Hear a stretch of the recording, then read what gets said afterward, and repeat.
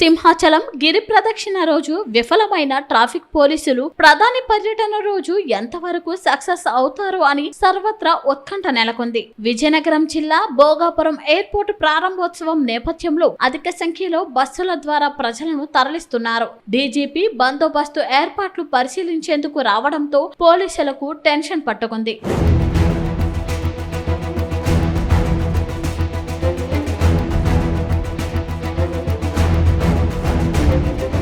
కూటమి సర్కార్ హయాంలో ప్రతిష్టాత్మకంగా నిర్మించిన భోగాపురం ఎయిర్పోర్ట్ ప్రారంభోత్సవం ఆగస్టు 1వ తేదీన ప్రధాని మంత్రి నరేంద్ర మోదీ చేతుల మీదుగా జరగనుంది. ముఖ్యమంత్రి నారా చంద్రబాబు నాయుడు, పలువురు మంత్రులు, ప్రజా ప్రతినిధులు ఈ కార్యక్రమంలో పాల్గొంటారు. మొత్తం 1400 ఆర్టీసీ ప్రైవేట్ బస్సుల ద్వారా జన సమీకరణ జరుగుతుంది. విశాఖలోని జాతీయ రహదారి మీద నిత్యం ట్రాఫిక్ రద్దీ అధికంగా ఉంటుంది.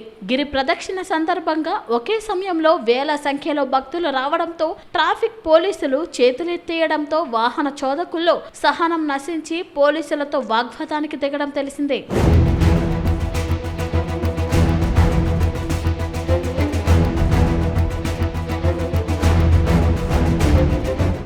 విశాఖ సిపి శంఖప్రత బాగ్చి ట్రాఫిక్ నియంత్రణలో భాగంగా ట్రాఫిక్ సోల్జర్స్ ని ఏర్పాటు చేశారు. కానీ రోడ్డుపై ఎక్కడా వీరు కానరావడం లేదు. గిరి ప్రదక్షిణ అంటేనే లక్షలాది మంది భక్తులు వస్తారు. పోలీస్ శాఖలో ఎప్పుడూ సిబ్బంది కొరత అని చెప్పే అధికారులు, స్వచ్ఛంద సంస్థలు విద్యార్థుల సేవలు ఎందుకు వినియోగించలేదు అని పలువురు విమర్శిస్తున్నారు. అలాగే ఒక ప్లాన్ ఫెయిల్ అయినప్పుడు మరో ప్లాన్ సిద్ధం చేసుకోవడంలో పోలీస్ శాఖ విఫలమైందని విపక్షాలు ఫైర్ అవ్వడం తెలిసిందే. అంతా అయిపోయాక సిపి శంఖప్రత బాగ్చి సైతం సిబ్బందిపై తీవ్ర అసహనం వ్యక్తం చేశారు.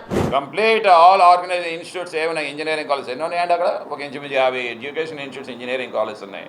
ఎంబీఏ, ఎంసీఏ స్టూడెంట్స్ అందరికీ కూడా ఈ కిలోమీటర్ మీది అని చెప్పేసి వాళ్ళకి ఈ జాబ్ చెప్తే ఆ మేనేజ్మెంట్ అంతా కూడా దిగి ఆ 24 hours సర్వీస్ రెండర్ చేయలేరండి. ఎన్ని కళ్యాణ మండపాలు ఉన్నాయో ఆ చుట్టూ దరిదాపుల్లో అన్ని కూడా కన్వెన్షన్ హాల్స్ అన్ని కూడా మీరేమో మీ పరిధిలోకి తీసుకొని మీరు అక్కడేమో డాక్టర్స్ ని అందరినీ డిప్లాయ్ చేసుకొని, ఫస్ట్ ఎయిడ్ అన్ని డిప్లాయ్ చేసుకొని, ఎవరికైతే ఫిజియోథెరపీ చేయాలో అవన్నీ డిప్లాయ్ చేసుకొని ఏసీ రూములు పెట్టి చల్లదనానికి ఒక 10 నిమిషాల పావుగంట మీరు అక్కడ కూర్చొని మళ్ళీ వెళ్ళండి, ప్రసాదాలు తీసుకొని వెళ్ళండి.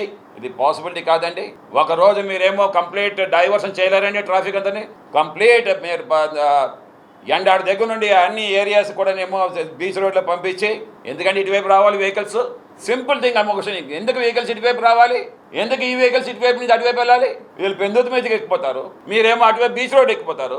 ఓన్లీ మీరేమో అంబులెన్స్కి మీరు ఛాన్సెస్ ఇస్తారంతేనే. అది కూడా depend on the KGs, not అర్లవ్ల హాస్పిటల్స్కి. టెల్ ద హాస్పిటల్స్ ఎంత ఇన్కన్వీనియన్స్ చేశారంటే ఒక్కరోజు ప్లానింగ్ కూడా చేయలేని పరిస్థితుల్లో వీళ్ళు ఉన్నారన్నమాట.